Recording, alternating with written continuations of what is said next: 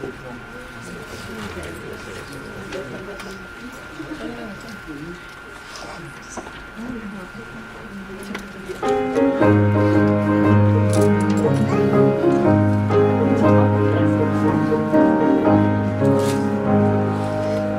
suene la trompeta en el día del Señor, su esplendor eterna claridad veré. Cuando lleguen los salvados ante el manto redentor, y se pase lista, yo responderé.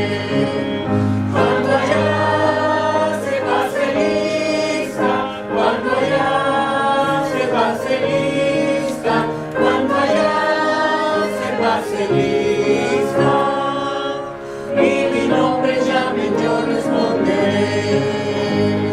Resucitarán gloriosos los que duermen en Jesús, las delicias celestiales a gozar, y triunfantes entrarán en las mansiones de la luz. Para mí también habrá un dulce hogar. Cuando allá se pase lista, cuando allá se pase lista, cuando allá se pase lista, y mi nombre llamen, yo responderé. Alabemos nuestro Cristo pregonando su amor, mientras dure nuestra vida terrenal, y al fin de la jornada con los santos del Señor entraremos en la patria celestial.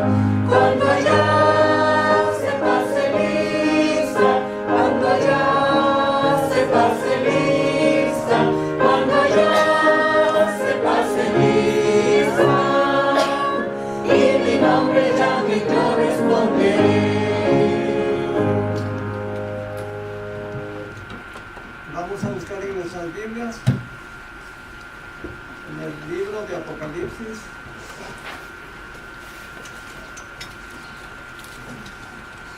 capítulo 2.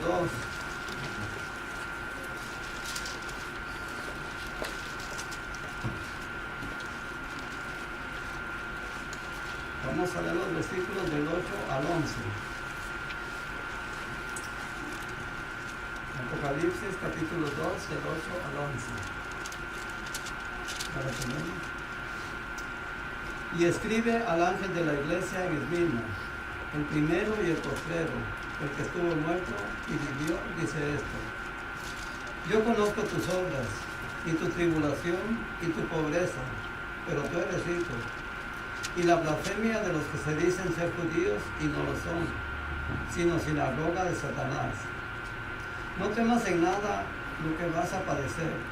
He aquí el diablo echará a alguno de vosotros en la cárcel, para que seáis probados, y tendréis tribulación por 10 días.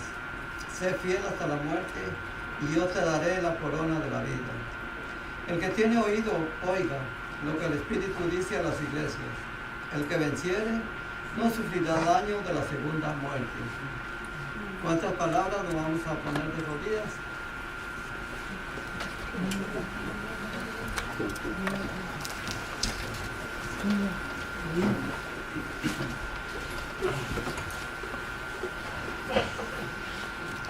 Amante Padre Celestial que moras en las alturas de los cielos, gracias Señor porque estamos aquí reunidos en tu santo día, Señor.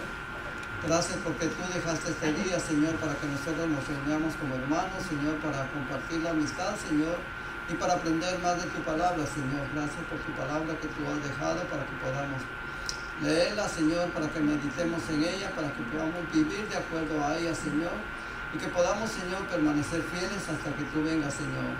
Gracias porque tú ya nos has dicho, Señor, que vamos a padecer por causa de tu nombre, Señor, pero tú quieres que nosotros permanezcamos fieles hasta que tú vengas. Señor, ayúdanos, Señor, a permanecer fieles. Señor, danos tu Santo Espíritu para poder, Señor, tener la victoria, Señor, sobre el pecado y sobre todas las cosas de este mundo. Señor, apártanos de todo mal, Señor. Bendice a cada hermano, Señor, que ha dedicado esta mañana para venir a escuchar tu mensaje, Señor. Bendice al hermano Sergio, Señor, que tú lo sigas usando en este mensaje que él anda predicando, Señor. Que este mensaje, Señor, pueda llegar a todas las mentes, los corazones de los hermanos, Señor. Que mucha gente pueda escucharlo, Señor. Y como tú dices, después no tendrán excusa, Señor. pues ya han oído el mensaje. Señor, te pedimos por los que no están, Señor, por los enfermos, que tú pongas tu mano de sanidad en cada uno de ellos. Señor, te pedimos que tú te quedes con nosotros, que tú estés en medio de nosotros. Te lo agradecemos todo en el nombre de Jesús. Amén. Bueno, ahora vamos a pedir al hermano diácono, por favor, con las diezmos y las ofrendas.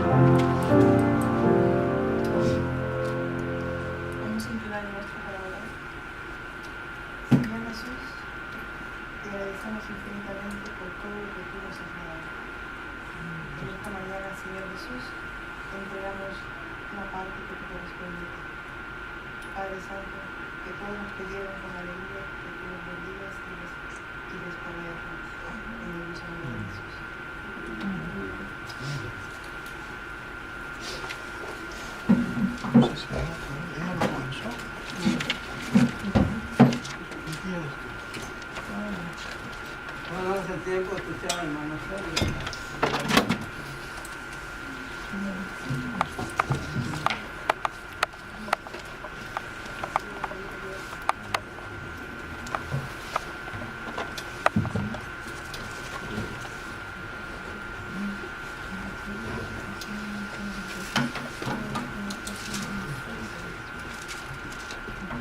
Vamos a tener una oración corta antes de empezar. Oremos. Padre Celestial, este es el momento especial en el que pedimos que estés con nosotros, que nos unjas, Señor, para que podamos estar atentos para escuchar el mensaje que tú le das a la iglesia de Esmirna. En el nombre de Jesús pedimos esto. Amén. Esmirna estaba localizada al norte de Éfeso. Muy bien, y lo que significa es aroma fragante. Aroma fragante. Básicamente es lo que cuando hacían inciensos, lo que salía de ese aroma. Muy bien, lo que salía de quemar el incienso. Vamos a verlo por qué. Muy bien, ese aroma fragante. Esmirna es la única ciudad de todas las 7 que todavía existe. ¿Sí sabían eso? Es la única ciudad que todavía existe y está en Turquía, se llama la ciudad de Esmirna. Y algo interesante es que aquí tenemos 2 de nuestros mejores amigos. Una se llama Gulis y otro se llama Ali. Ellos no son turcos, pero no son musulmanes. En Turquía hay secularismo también, ¿sí? Aunque ya como que ya no hay tanto secularismo, volvieron otra vez a ser musulmanes. Pero ella estudió con mi esposa el doctorado, y lo interesante es que Ali es de Esmirna. Muy bien, Ali es de Esmirna. O sea, es una ciudad que existe hoy, es la única ciudad de las 7 iglesias, y Ali es de esa ciudad. Cuando él me dijo que era de allá, yo me sorprendí mucho. Él es de Esmirna. Vamos a escuchar este video y luego vamos a tratar vamos a entender más lo que dice la Biblia sobre la iglesia de Esmirna.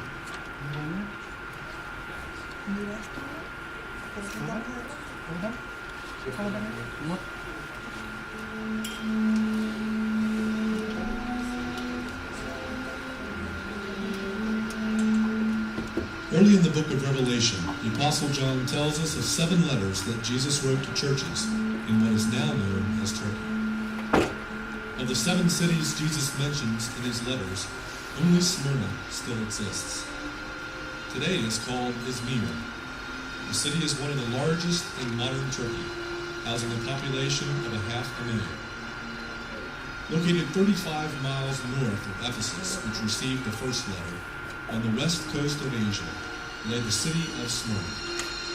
The city of Smyrna was one of the proudest, most beautiful cities of Asia. It was thought of as the most exquisite city that the Greeks had ever built. The city sloped downward towards the sea, giving it a beautiful view. Described on coins as first of Asia in beauty and size, it housed the largest public theater in Asia, as well as a famous stadium and library. Built into one of the hills overlooking the sea was the large amphitheater that would seat 20,000 people. Because it controlled the trade of the rich Hermus Valley, it was a great, wealthy, and important city. Smyrna had been a Greek colony as far back as 1000 BC.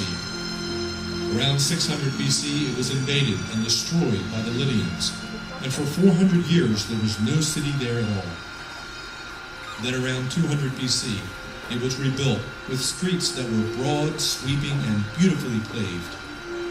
The city had experienced death and had literally been brought back to life. It is undoubtedly because of Smyrna's historical past that Christ refers to himself as he who was dead and has come to life. Smyrna was a free city, one that knew the meaning of loyalty and fidelity to Rome, unlike most cities.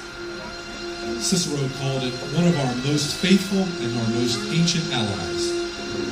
It was the first city in the world to erect a temple to the goddess Roma and to the spirit of Rome. Her fidelity to Rome was famous in the ancient world. Because of their requirement of emperor worship, as well as the small but highly anti-Christian Jewish population, being a Christian in this city was very difficult. In fact, evidence suggests that life in Smyrna for a faithful Christian was more perilous than it was anywhere else in the Roman Empire. One of the most famous martyrs of the city was Polycarp, the bishop of Smyrna. On one festival day, the cry went up to seize Polycarp the Christian bishop. He freely confessed that he was a Christian. He was given the choice: sacrifice to Caesar or be burned at the stake. He gave this immortal answer: 86 years have I served Christ, and he has never done me wrong. How can I blaspheme my King who saved me? It was to the church that resided in this hostile city that Jesus dictated a letter of comfort and encouragement. To the angel of the church in Smyrna write, "These are the words of him who is the first and the last, who died and came to life again. I know your afflictions and your poverty, yet you are rich. I know the slander of those who say they are Jews and are not, but are a synagogue of Satan. Do not be afraid of what you're about to suffer. I tell you, the devil will put some of you in prison to test you, and you will suffer persecution for 10 days. Be faithful, even to the point of death, and I will give you the crown of life. He who has an ear, let him hear what the Spirit says to the churches. He who overcomes will not be hurt at all by the second death."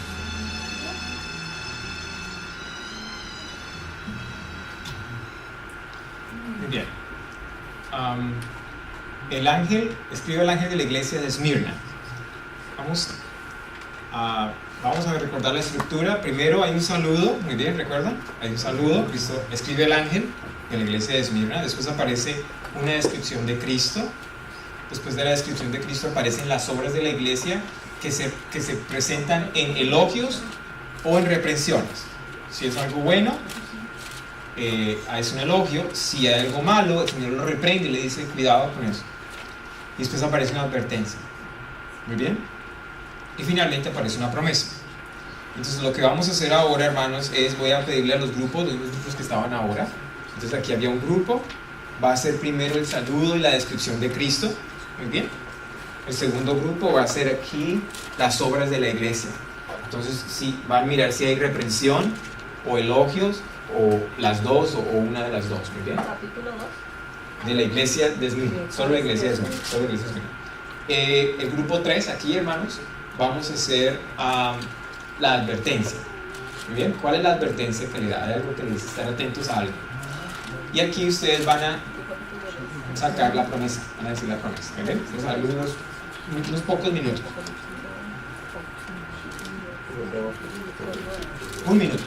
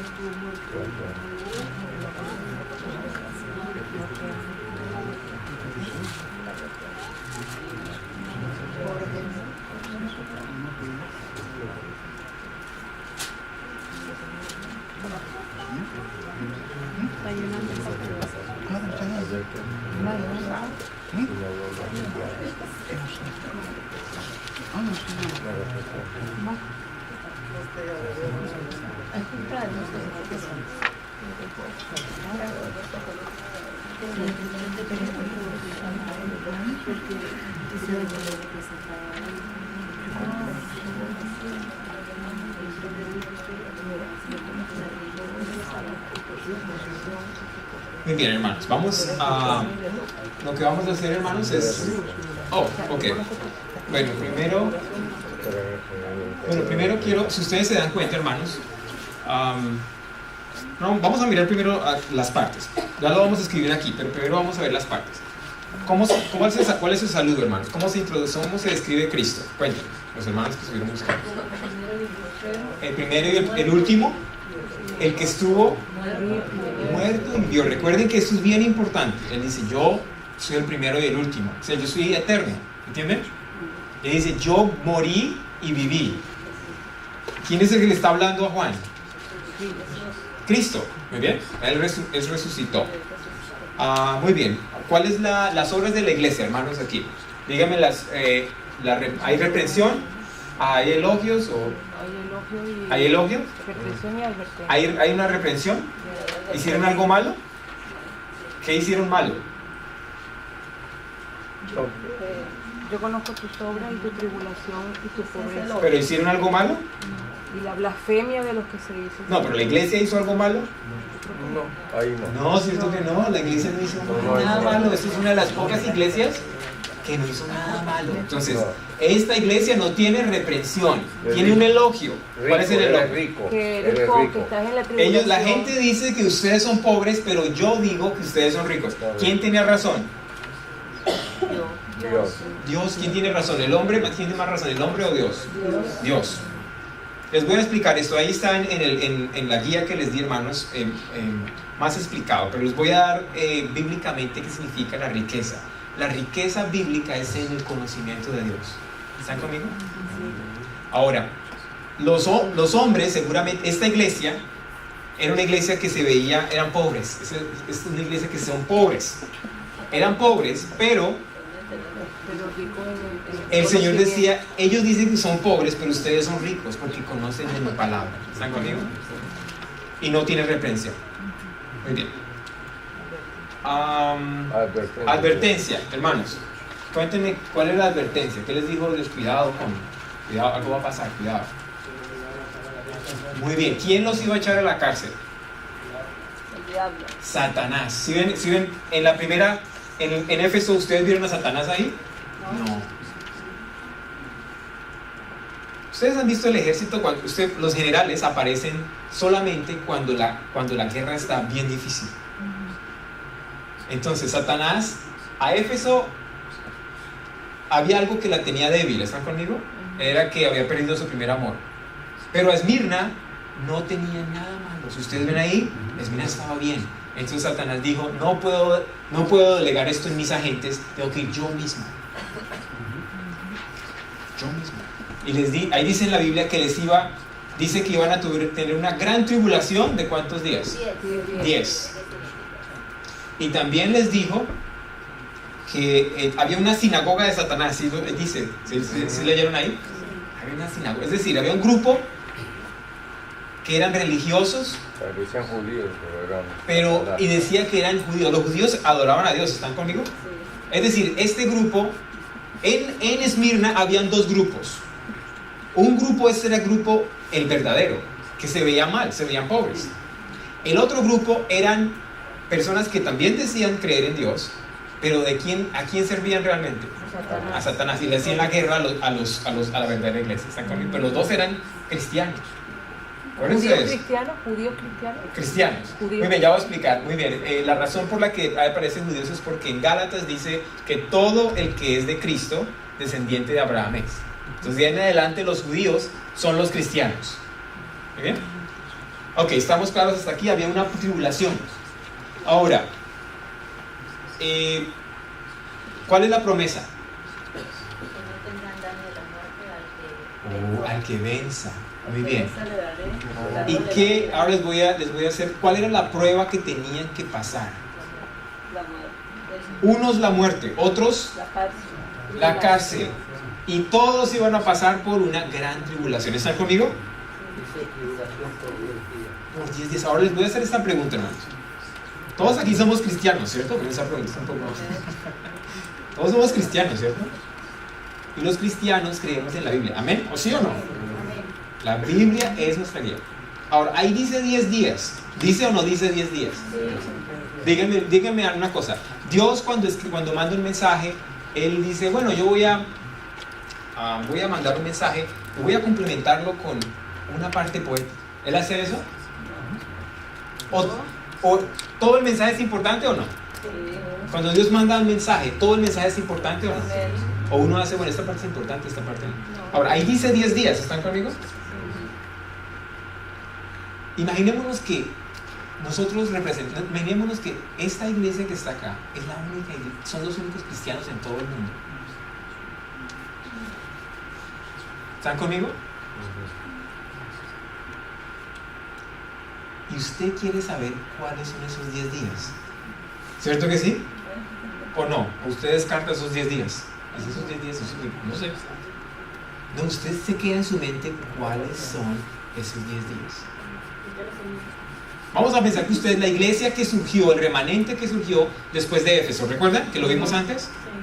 Hay un remanente que salió de Éfeso. Los que recuperaron el amor verdadero, volvieron a hacer las obras. Ustedes son parte de ese remanente. Y ustedes leen en la Biblia que después de Éfeso dice, esa iglesia, cuando estaban los apóstoles, es la primera iglesia. Nosotros somos la iglesia de Esmirna. Dice aquí 10 días que viene una gran tribulación. Es decir, usted estaría pendiente para ver cuál es esa gran tribulación que involucra 10 días. Esa gran tribulación, hermanos, que ustedes mencionan ahí, tiene que pasar después del año 100. Ya lo vimos, ¿recuerdan? Después del año 100, cuando murieron los apóstoles. Entonces uno tendría que mirar en la historia una gran tribulación que duró 10 años. Porque 10 días son 10 años perfectos. Vamos a mirar esa tribulación. Esa tribulación viene, se llama, de hecho, los que no son cristianos la llaman la gran tribulación, no son siglos cristianos.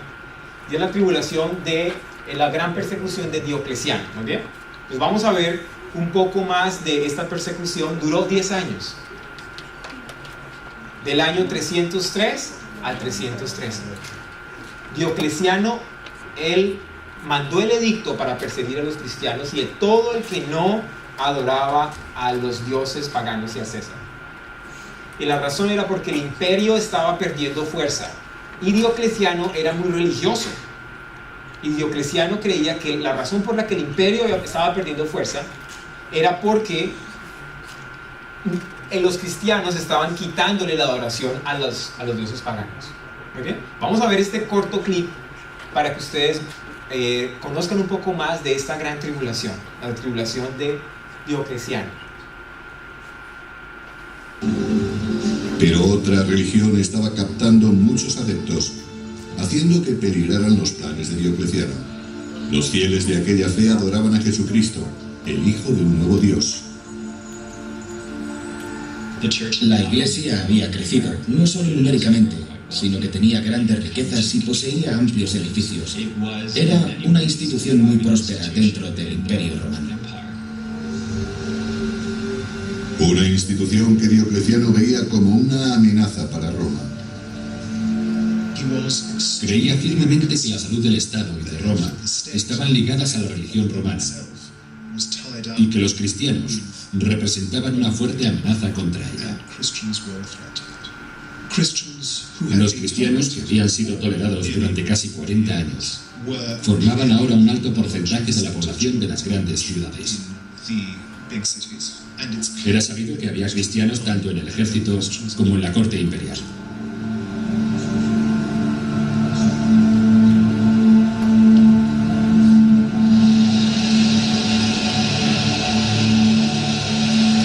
Diocleciano exigió que todos los soldados del ejército imperial ofrecieran sacrificios a los dioses de Roma, algo a lo que se negaron muchos cristianos.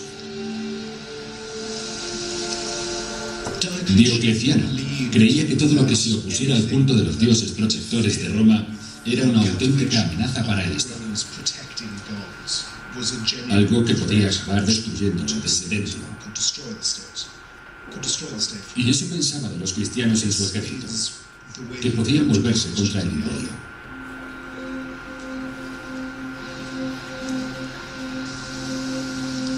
El castigo por desoír el edicto del emperador era la muerte, un acto brutal que Constantino, siendo soldado del ejército del emperador, estaba obligado a presenciar. Constantino empezó a preocuparse por el miedo y la discordia originados por las reformas de Diocleciano, una discordia que pronto se extendería fuera del ejército.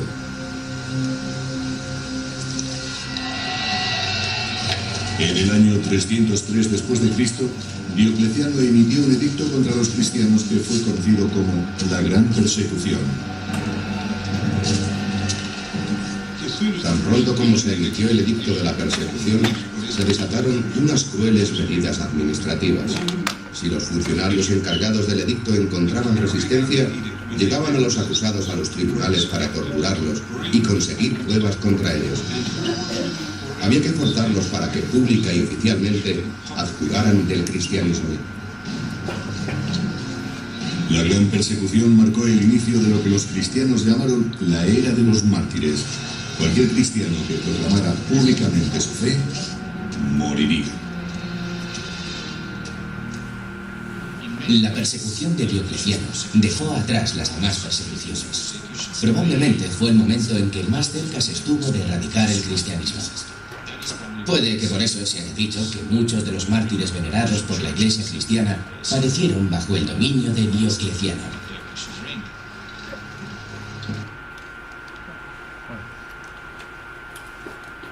Esos son los 10 años que se mencionan en la iglesia de Esmirna. ¿Qué sucedería al final del periodo de la iglesia de Esmirna? Muy bien, entonces vamos a llenar esta parte. La otra parte la van a hacer en su casa, ¿muy bien? Porque la otra parte tiene más detalles. Pero esta, donde aparece la iglesia de Esmirna, entonces aparecen los 10 días, aparece Satanás, ¿muy bien? Vamos a buscar esa. Y vamos a colocar el periodo. ¿Por qué? Vamos a colocar el periodo del año 100, cuando terminó la iglesia de Éfeso, hasta el año 313, cuando termina la gran tribulación. Muy bien, del año 100 al año 313. Cada periodo de la iglesia está marcado por un evento especial. Por favor, recordemos eso. El evento que marca el fin de la iglesia de Esmirna, de este periodo de la iglesia de Esmirna, es el fin de la gran tribulación. Entonces vamos a colocar del año 100 al año 313. Tenemos la iglesia de Esmirna, recuerden eso. Tenemos también los falsos judíos. Los falsos judíos, que no son otros. Recuerden, históricamente, hermanos, el cristianismo empezó a crecer. ¿Recuerdan la historia del cristianismo? Después del año 100 empezó a crecer por todo el imperio romano, y muchos se unían a la iglesia no porque vieran que no porque aceptaran la justicia de Cristo y las características de Cristo, sino por motivos personales. Muchos se asociaban porque empezaron a ver que el cristianismo empezó a volverse algo popular. Ser cristiano se convirtió en algo popular. ¿Bien? Y también tenemos la aparición de Satanás, hermanos. Satanás aparece cuando la resistencia es feroz. Cuando la resistencia no es feroz, Satanás envía él está al frente, pero él envía a sus delegados. Pero aquí nos damos cuenta que la lucha era tan fuerte que él dijo: tengo que aparecer aquí para dirigir esta guerra. Y fíjense, cuando la guerra aparece, lo primero que hace Satanás, la primera técnica que empleó fue la persecución física.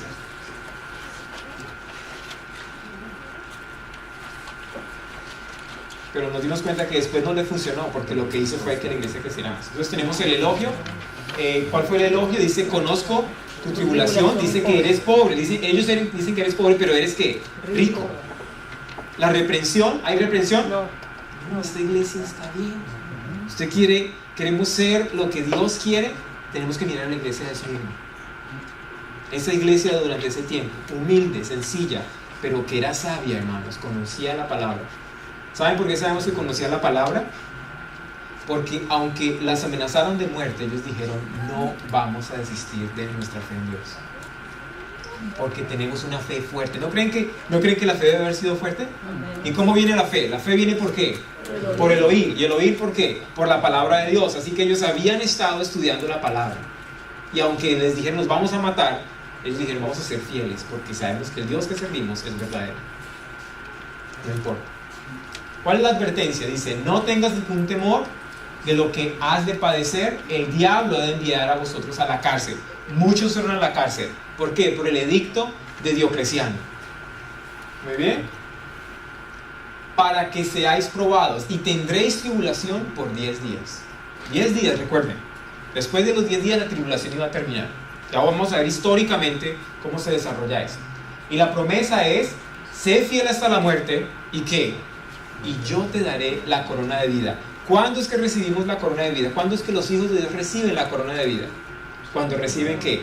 La vida eterna. La promesa es que van a recibir la vida eterna si pasan esta prueba. Muy bien. Ahora aquí tenemos, para algo gráfico, visual, la iglesia tenía unos enemigos. Los enemigos eran los falsos judíos. Es decir, decían ser cristianos, pero no eran cristianos, sino ¿cómo los llaman? La sinagoga de Satanás. ¿Quién estaba detrás de ellos? Satanás mismo. Y les dijo que iban a estar ¿qué? Que iban a estar en la cárcel. Satanás mismo los iba a lanzar a la cárcel. Ahora, ¿qué usó Satanás para meterlos a la cárcel? El poder civil. Muy bien. Ahora, recuerden este principio, ya lo hemos visto varias veces, muy bien, lo vamos a recordar. La manera en la que Cristo se presenta tiene que ver mucho con lo que la iglesia va a pasar.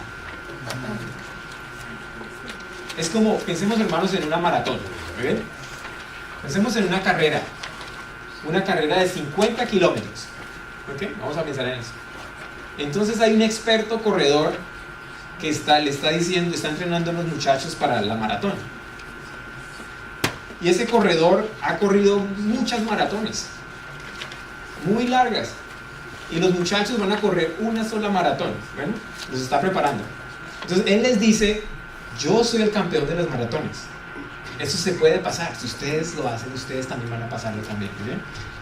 Entonces Cristo se introduce aquí. ¿Cómo se introduce? El primero y el último. El que estaba ¿qué? Vivo. El que estaba muerto, pero ahora vive. Cristo está diciendo: yo resucité. ¿Y qué le dice a la iglesia? Sé fiel hasta la muerte y yo te daré la corona de vida. ¿Sí lo entienden? ¿Sí entienden por qué Cristo se introduce así? Ahora, antes cuando lo leíamos, hermanos, tal vez no veíamos esta conexión, pero quiero que la empecemos a hacer desde ya. ¿Muy bien? ¿Cuál fue la conexión con la iglesia de Éfeso? ¿Recuerdan? Él dice que yo ando en medio de los candelabros, es decir, yo me encargo de que la luz esté brillante. Y si ustedes no reavivan su luz, voy a quitar el candelabro. Es decir, yo sé cómo mantener la luz, ustedes también pueden mantenerla. A la iglesia de Esmirna le dice: yo estuve muerto y viví, ustedes también pueden pasar por esa prueba que es de muerte, ustedes pueden pasar. Sean fieles hasta la muerte y yo les daré la corona de vida. El punto en común aquí es que Cristo es nuestro ejemplo de fidelidad hasta la muerte. Entonces, vamos a escribirlo ahí. Si ustedes lo ven, eso está en la página. A ver si lo tengo ahí para que lo puedan hacer. Esto está en la página. Bueno, tal vez se los voy a dar para que lo hagan en su casa. Pero vamos a completarlo, ¿muy bien? Ahora, vamos a mirar esto acá. Si ustedes se ven aquí, este cuadro nos ayuda a entender el nivel de fidelidad. Recuerden que la iglesia de Éfeso terminó acá. Bueno, salió un remanente después del año 100. Ese remanente permaneció fiel en todo el camino. ¿Saben por qué sabemos que permaneció fiel? Porque Dios no le da ninguna reprensión. No le dice nada malo, dice ustedes también. Ellos dicen que ustedes son pobres, pero yo digo ustedes son ricos. ¿Saben algo que se les voy a mencionar desde ya? A nosotros nos dicen lo opuesto.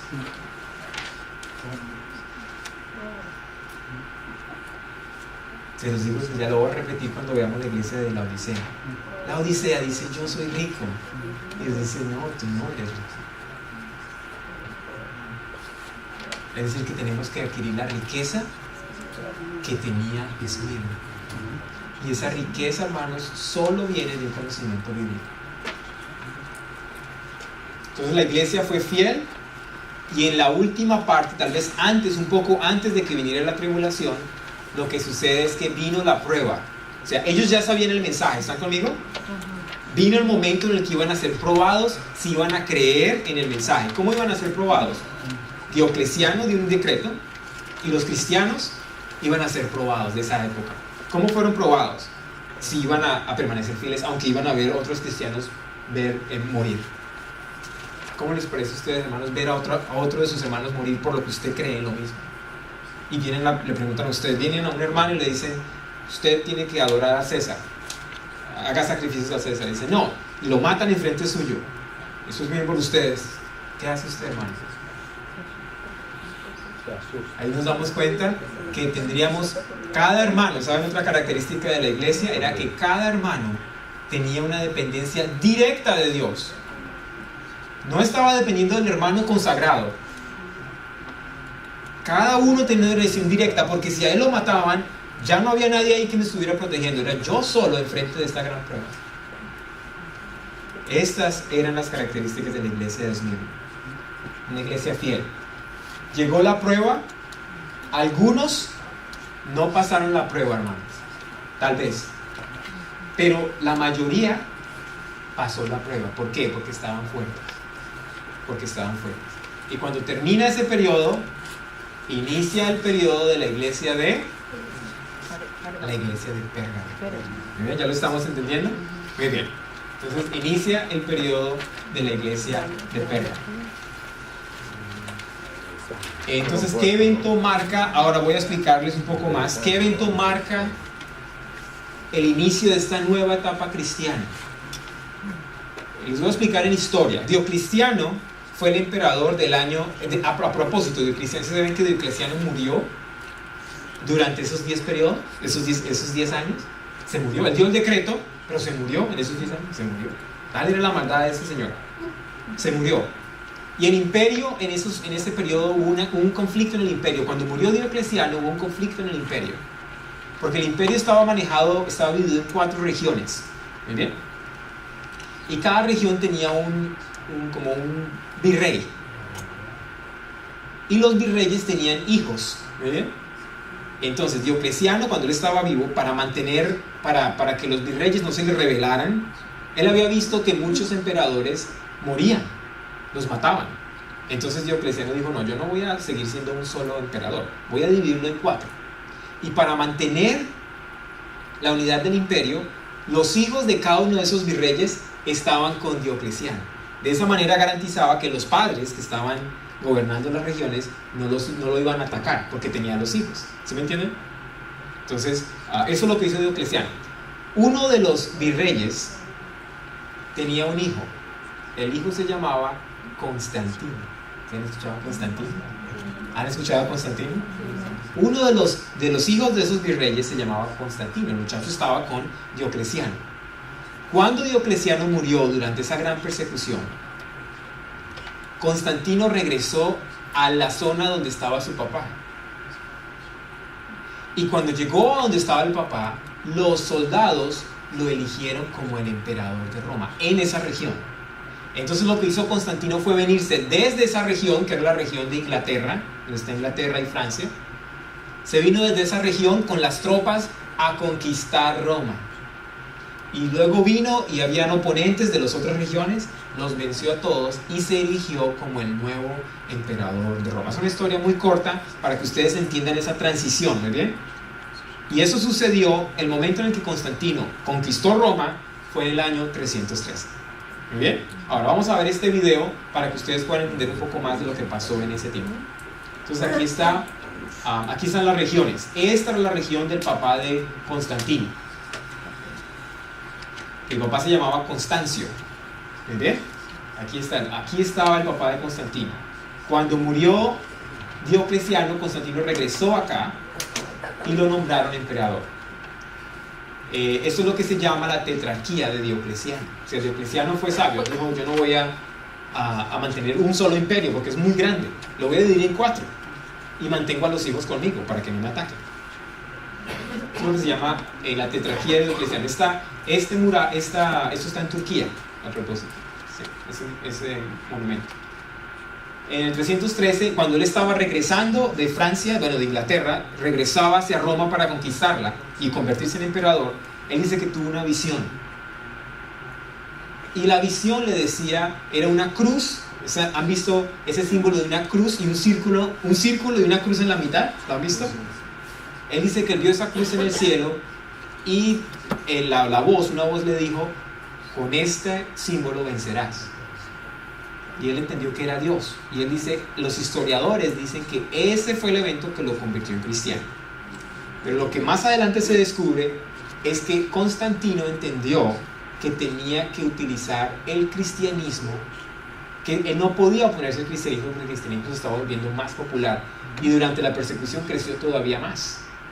Entonces él entendió que tenía que usar el cristianismo políticamente para poder administrar el imperio. Y lo que le dijo fue a los historiadores que escribieran esta historia para que los cristianos, al leer lo que los historiadores decían, pensaran que él realmente se había convertido, pero él no se había convertido, porque él siguió haciendo las mismas cosas que hicieron los paganos. Luego se convirtió, pero fue después de que ascendió al imperio. Vamos a ver la historia, creo que está acá, vamos a ver este video, para que ustedes se acuerden de esta historia. Es muy importante. ¿Por qué la menciono, hermanos? Porque es la transición entre la iglesia de Esmirna y la iglesia de Pérgamo. Vamos a ver.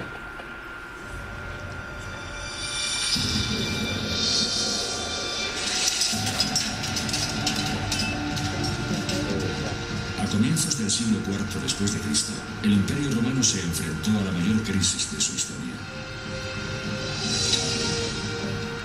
En ese tiempo era tan grande que había sido repartido entre 4 emperadores, 2 en Occidente y 2 en Oriente.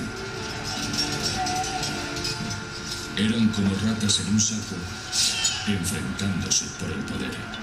¡Mañana marcharemos sobre Roma! Yo soy Roma. Constantino es mi enemigo. Mátale y estaremos libres. Un hombre intentaría unificar el imperio. ¡Un imperio! ¡Un dios! ¡Un emperador! El mundo conocerá el nombre de Constantino. Constantino cambiaría la faz del imperio y dejaría el mayor legado de todos los emperadores de Roma, una nueva religión mundial. ¡Marcharemos a Roma en el nombre del único y verdadero Dios! El cristianismo.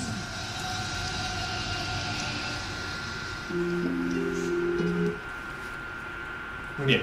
Y esta es la transición a la iglesia de Pérgamo. Muy bien, vamos a entrar a otra iglesia. ¿Ok?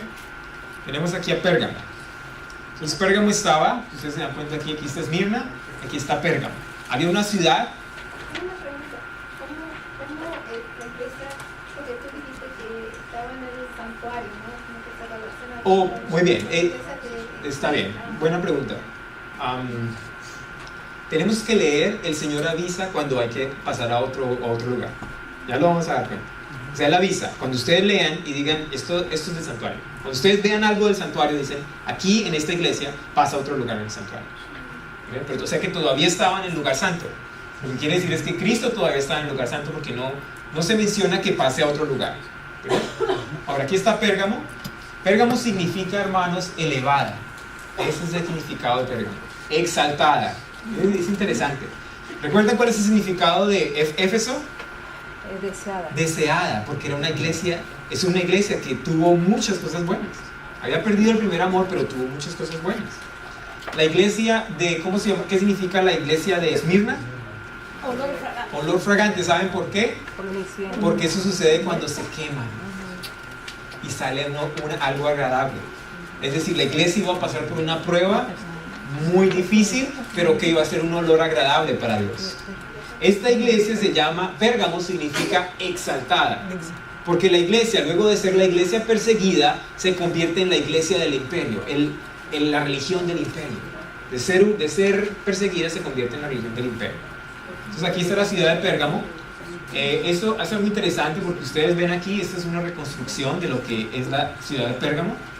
Esta ciudad estaba en una montaña, por eso se llamó Pérgamo, porque estaba ubicada en una montaña. Muy bien. Eso que ustedes ven aquí es este templo que ustedes ven acá. Este templo estaba aquí. Este era el templo de Zeus. Muy bien. Zeus. Y lo que hicieron los nazis cuando fueron a Turquía fue que tomaron estas piezas y se las llevaron al Museo de Berlín. Ya está. Si ustedes van a Berlín, allá está ese museo completo. Es el templo de Zeus. Estaba en Pérgamo.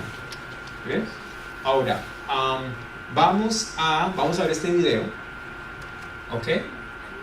Y vamos a recordar ese mensaje de la iglesia de Pérgamo. Vamos a conocer más del mensaje de la iglesia de Pérgamo. Por favor, escuchen el mensaje.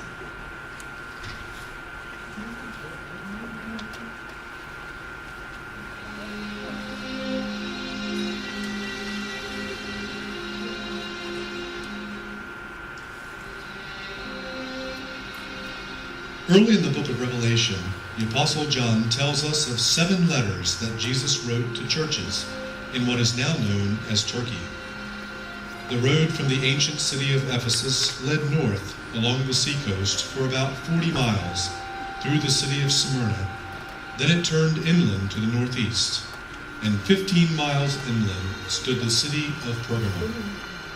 This city was the 3rd city mentioned in the book of Revelation to receive a letter from Jesus himself. This city was distinguished from other neighboring cities because it was a capital city. At the time John sent Jesus' letter to the church in this city, it had been a capital city for more than 300 years. Pergamum had all the atmosphere of an ancient capital city and all the pride of centuries of greatness behind it. The city was known for its magnificent architecture and great library, which was second only to the world-famous library in Alexandria, Egypt. It is reported to have contained 200,000 books, an immense number in an age when every book had to be written and copied by hand. So close was the connection of Pergamum with literary activity that the word parchment is in fact derived from the name Pergamum. Pergamum was most renowned, however, not as an economic or cultural center, but as a flourishing center of pagan worship. In 29 BC, it became the first city of Asia to receive permission from Rome to build a temple dedicated to the worship of a living human ruler. Within a brief period of time, Pergamum had 3 temples in which Roman empires were worshipped as gods. It was a city where Caesar worship was at its most intense, making it a very dangerous place for Christians to live. Other deities such as Zeus, Athena, Dionysus, and Asclepius were worshipped in Pergamum as well. Each major god had a temple, and each center of worship was lavishly decorated and ornately sculptured. In fact, Zeus's altar was so elaborate that it was named among the ancient 7 wonders of the world. There is little doubt as to why Jesus referred to this city as the place where Satan has its throne. Perhaps the god of Pergamum that best epitomized Jesus' comment was Asclepius, the god of healing, whose symbol was a serpent, and who was referred to as a savior. It was in this historically significant capital city, full of idol worship, that a congregation of Christians risked their lives to continue to meet together for worship, discipleship, and evangelism. And it was to this church that Jesus wrote, "To the angel of the church in Pergamum write, these are the words of him who has the sharp double-edged sword. I know where you live, where Satan has his throne. Yet you remain true to my name. You did not renounce your faith in me, even in the days of Antipas, my faithful witness, who was put to death in your city, where Satan lives. Nevertheless, I have a few things against you. You have people there who hold to the teachings of Balaam, who taught Balak to entice the Israelites to sin by eating food sacrificed to idols and by committing sexual immorality. Likewise, you have those who hold to the teaching of the Nicolaitans. Repent, therefore, otherwise I will soon come to you and will fight against them with the sword of my mouth. He who has an ear, let him hear what the Spirit says to the churches. To him who overcomes, I will give some of the hidden manna. I will also give him a white stone with a new name written on it, known only to him who receives it."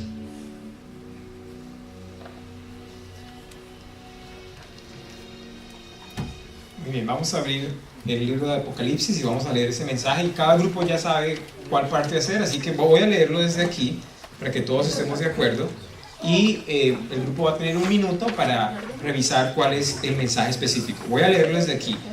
Está en Apocalipsis 2:12, el mensaje a la iglesia de Pérgamo. Dice así la palabra de Dios: escribe al ángel de la iglesia de Pérgamo, el que tiene la espada aguda de 2 filos, dice: conozco que habitas donde está la silla de Satanás,